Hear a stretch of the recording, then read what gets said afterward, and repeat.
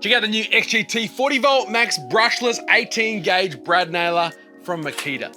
This nailer shoots 15 to 40 millimeter brad nails, and it's a point and shoot with only one adjustable setting, and that's the finish height of the nails you're shooting. In softwood like this pine, at minimum setting, it always shot to flush or below. And when I put it into this hardwood from this old pallet, it didn't leave a single nail proud, even on that minimum depth setting. But either way, you got a consistent depth, whether you set it to shallow or deep across the board. Reloading is simple, much like any brad nailer, and I really love that clear layer on the outside of the magazine so you can see how many brads you've got left at a glance. And that magazine's also got a max capacity of 100 brads at a time.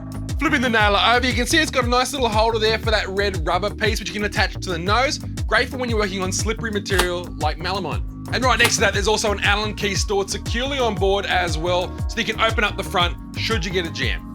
And don't forget to engage that trigger lock while you're in transit to avoid any surprises. Now this tool utilizes a spring drive motor to drive home the brads, but it's also got a counterweight offset mechanism. That mechanism removes a lot of your backwards pressure and any chance of bouncing like you would have experienced when using a pneumatic brad nailer.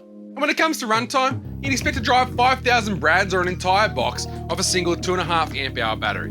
And with the rubber overmolds and a fairly lightweight tool, it's a really nice piece of kit, a great addition to the XGT range, along with a whole bunch of new XGT tools that have just dropped in store now at your local Sydney Tools store or online, sydneytools.com.au for more information. If you've got any questions about this brad nailer, hit me up in that comment section down below. And until next time, I'm Tim. Thanks for watching Sydney Tools TV.